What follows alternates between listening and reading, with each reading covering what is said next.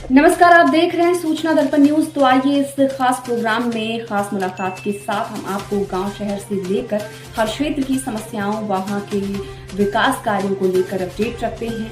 तो चलिए आज हम आपको रूबरू कराते हैं खास खबर से। नमस्कार, आप देख रहे हैं सूचना दर्पण न्यूज का खास प्रोग्राम खास मुलाकात। आज हमारे साथ खास मुलाकात की कड़ी में जो शख्सियत मौजूद है वह किसी परिचय के मोहताज नहीं है, क्योंकि अगर बात करें ग्राम पंचायत गारबदेसर की तो यहाँ के पूर्व सरपंच श्रीमान गणपत दास जी स्वामी हमारे साथ है और इनके पास भारतीय जनता पार्टी की जिम्मेदारी का पद भी है। तो आज इनसे चर्चा करेंगे कि इनके कार्यकाल में किस प्रकार विकास कार्य हुए और अगर बात करें ग्राम पंचायत गारबदेसर की तो वर्तमान किन किन समस्याओं का सामना करना पड़ता है। तो सर, सबसे पहले तुम्हारे चैनल में स्वागत है आपको। धन्यवाद आपका। आप हमारे गांव मुरलीधर जी का गांव है हमारा, और हमारे गांव के मुरलीधर जी के मंदिर की बहुत बड़ी, आप मानो विश्व में, पूरे भारत में हमारे गांव का मतलब खूब चर्चा है। और आप भी जाते समय मुरलीधर जी के दर्शन करके जाना। हमारे गांव में मतलब एक कहावत है कि सवा भरी सोना रोज उनके मुरलीधर जी के मुंह से निकलता था। वो साड़ग्राम जी की मूर्ति है, वो आप जाओ तो जाके देख के जाना। आपका धन्यवाद। यानी कि गारबदेसर एक धार्मिक स्थली के रूप में भी पहचान रखता है। हाँ बिल्कुल, हमारे चेतननाथ जी है जिन्होंने जीवित समाधि ली थी, उनके नाम पे ट्रस्ट बना हुआ है, चेतननाथ चैरिटेबल ट्रस्ट। और हमारे गांव में पीछे ही है अपने हरिदास जी, तो उनकी भी जीवित समाधि है और ठाकुर जी का मंदिर है। तो हमारे गांव तो वैसे देखा जाए तो ये तीनों मतलब ठाकुर जी का, हरिदास जी का, चेतननाथ जी का मतलब पूरा धार्मिक गांव है। सर, सबसे पहले तो अपना जिस प्रकार आपने बताया कि धार्मिक प्रवृत्ति का गांव है, शांतिपूर्ण माहौल है, आप अपना राजनीतिक परिचय बताएं। राजनीति में 2015 में मैं आया था तो चुनाव गांव वालों ने लड़वा दिया, और मैं गुजरात में कपड़े का व्यवसायी हूँ जी। और यहाँ पे 2015 में आया तो सब लोगों से मैं मिलता जुलता था, तो उन्होंने सबने मिलके कहा आपको चुनाव लड़ाएंगे, और मैं चुनाव लड़ लिया और चुनाव जीत भी गया। और 5 साल मैंने गांव में खूब, मेरे से जितना हुआ उतना खूब काम करवाया। सर, प्रत्येक जिस प्रकार व्यक्ति की आशा और अपेक्षा जुड़ी रहती है एक सरपंच पद से, स्वास्थ्य सेवा हो, चाहे शिक्षा हो, पेयजल हो, आपके कार्यकाल में किस प्रकार विकास कार्य?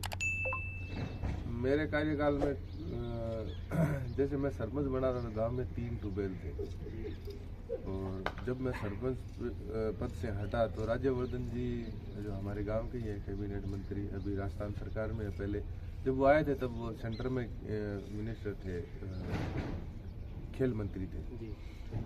वो आए तो उन्होंने 2 ट्यूबवेल हाथों हाथ करवाया। गांव में पानी की समस्या है, अभी भी समस्या है गांव में। अब इस बार वो है वर्ध पेयजल योजना, उससे हमारा गांव जुड़ा हुआ है। गारबदेसर, काकासर, छट्टासर, मतलब हमारे जो पुराना जो ब्लॉक था, उस ब्लॉक में 12 गांव थे। डालूराम जी डायरेक्टर थे जब मैं सरपंच था, तो 12 गांव राज्यवर्धन जी ने और हमारे अभी जो मंत्री है सुनील जी, उन्होंने 12 गांव को जुड़वा दिए। तो लूणकंसर के 12 गांव है और डूंगरगढ़ के 96 गांव है। टोटल समझो आप 108 गांव है, और उसका 2 पैकेज में है, एक 233 करोड़ है और एक 248 करोड़ है। टोटल 500 कुछ करोड़, 548 है शायद, ऐसा कुछ पूरा ध्यान में नहीं है, मतलब 550 करोड़ की है। और उसमें BSR 2020 की है, तो समझो 20-25% अभी उसमें राजस्थान गवर्नमेंट और देगी। मोटा मोटी 700 करोड़ का ये प्रोजेक्ट है, और वो बहुत जल्दी अगले साल ये टाइम तक हो सकता है पानी मिल जाए। अभी एक का तो टेंडर भी हो गया, इसमें 2 टेंडर है। 233 करोड़ वाले का एक टेंडर हो गया, जिससे मतलब जो गांव में जो लाइनें बिछानी है एक गांव से दूसरे गांव, लाइनों का, टंकियों का, वो टेंडर हो गया। और ये वाला टेंडर बाकी है कि घरों घरों में कनेक्शन जो हो उसका भी हो जाएगा, अभी 15-10 दिन में हो जाएगा। सर, आप भी यहाँ पे अगर बात करें अपने ग्रामवासी, क्योंकि अधिकतर किसान हैं, किसानों के लिए क्या योजनाएं रही होगी आपकी? किसानों के लिए तो प्रधानमंत्री जी ने योजना 2016 में बनाई थी, और इतनी बढ़िया योजना बनाई थी कि अगर किसान को या तो भगवान उसको फसल देंगे, अच्छी बारिश होगी, और अगर अच्छी बारिश नहीं हुई और फसल अगर नहीं हुई तो मोदी जी ने इतना किसान को सिक्योर कर दिया कि आपको कोई चिंता करने की जरूरत नहीं है, आपको खेत में बस काम करना है जी। अगर आप सही तरीके से आप काम करते हो तो आपको भगवान अगर सही तरीके से आपसे आपकी जो फसल है वो हो गई तो ठीक है, अगर नहीं हुई तो उस फसल का क्लेम बनेगा और सीधा किसान के खाते में प्रधानमंत्री फसल बीमा योजना के तहत उसके खाते में आएगा। जी। किसान बहुत खुश है, मोदी जी की सरकार में किसान तो बहुत ही खुश है। जी। एक बात करते हैं मुख्य रूप से, जिस प्रकार राज्य सरकार और केंद्र सरकार की काफ़ी जन कल्याणकारी योजनाएं भी हैं, उनका लाभ कैसे मिला? अभी जैसे 2,000 रुपये मोदी जी दे रहे हैं, तो ये डबल इंजन की सरकार बनी तो अब 1,000 रुपये भजन लाल जी भी दे रहे हैं। जी। तो वो भी किसानों का बड़ा मतलब ख्याल रख रहे हैं कि मोदी जी के साथ साथ वो भी अपना मतलब हाथ से हाथ मिला के देखो डबल इंजन की सरकार बनी है। तो मैं तो ये सोचता हूँ कि हमारे जो गारब देसरी नहीं, पूरे राजस्थान में जो हर कहीं भी, अभी मैं गंगानगर गया, हमारे गांव के वहाँ रहते हैं, तो उनके घरों में मैं देखा कि प्रधानमंत्री जल जीवन मिशन योजना के तहत उनके घरों में सीधा मीठा पानी आ रहा है। बिल्कुल। हमारे गांव की सबसे बड़ी समस्या तो यही है कि यहाँ पर पीने के लिए मीठा पानी नहीं है। अब पीछे वसुंधरा जी की सरकार थी तो उन्होंने एक बहुत बढ़िया योजना चलाई थी, रूफ टॉप वाटर ऐसा करके कुछ एक स्कीम थी, उसमें हमारे गांव में 200 जल कुंड खेतों में बने थे, घरों में बने थे। मतलब जो घर का जो छत का जो पानी है वो वेस्ट नहीं होना चाहिए। तो वो जैसे ही बरसात होती थी तो वो छत का जो पानी है वो कुंड में इकट्ठा हो और वही गारब देश के लोग वही पानी पीते हैं।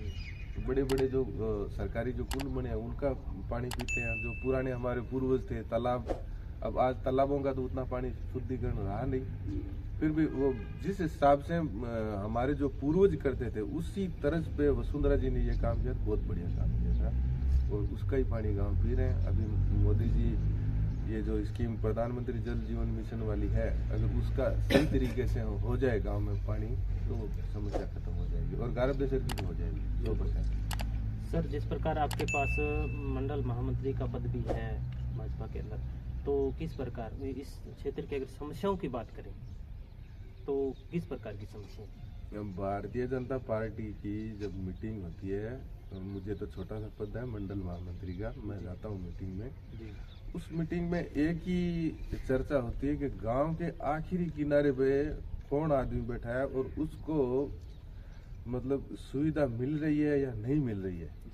मतलब भारतीय जनता पार्टी में यह नहीं देखते कि ये बड़ा है, धनाढ्य है, इसके पास कितना वोट है, इसको कवर करो, वो नहीं करते। मतलब वो तो ये देखते हैं कि गांव के आखिरी किनारे पे कौन है और किस किसान को कौन सा फायदा मिल रहा है और गरीब आदमी को ज्यादा से ज्यादा कैसे फायदा मिले, वही सोच के हिसाब से भारतीय जनता पार्टी काम करती है। जी सर, अगर पार्टी कोई आपको जिस प्रकार चुनाव में आगे कोई जिम्मेदारी का पद देती है तो आगे आपकी रणनीति क्या रहेगी?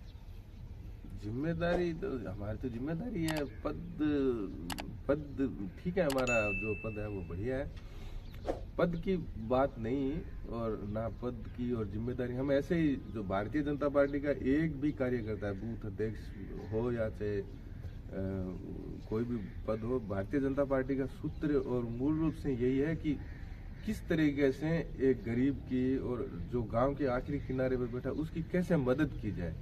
तो हमारा वो पद वाली बात नहीं है, वो बस उसमें सिखाया यही जाता है कि उस मतलब गांव के आखिरी किनारे पर जो आदमी बैठा है उसकी कैसे मदद की जाए, बस उसी हिसाब से काम करते हैं। भारतीय जनता पार्टी के पद में कोई ना कोई बड़ा होता है ना कोई छोटा होता है, सब एक ही दरी पे बैठ के एक ही जगह बैठ के बात करते हैं, चाहे केंद्र का मिनिस्टर हो चाहे गांव का बूथ अध्यक्ष हो, सब एक ही हिसाब से बात होती है, कोई बड़ा छोटा नहीं है। अभी नव वर्ष आ रहा है तो आपकी ग्राम पंचायत की जनता को, क्षेत्रवासियों को क्या संदेश देना चाहिए? अब नया वर्ष आ रहा है तो सब इस बार तो हमारी फसल ठीक हुई है और सब लोग खुश हैं गांव में। और अभी जो चने की फसल है उसमें देखो बरसात कैसी होती है, बीमा का, और कुछ कोशिश करेंगे कि भी गांव वालों को कुछ ऐसा फायदा मिले। बिल्कुल, तो ये थे हमारे साथ ग्राम पंचायत गारबदेसर के पूर्व सरपंच श्रीमान गणपत दास जी स्वामी। इन्होंने बताया कि इनके कार्यकाल में स्वास्थ्य, शिक्षा और सड़कों को लेके, और अगर बात करें पेयजल की सुविधाओं का भी काफ़ी विस्तार हुआ था, और आगे जो कोई भी समस्या है तो उनका भी एक कंधे से कंधा मिला के पूरा करने का प्रयास किया जाएगा।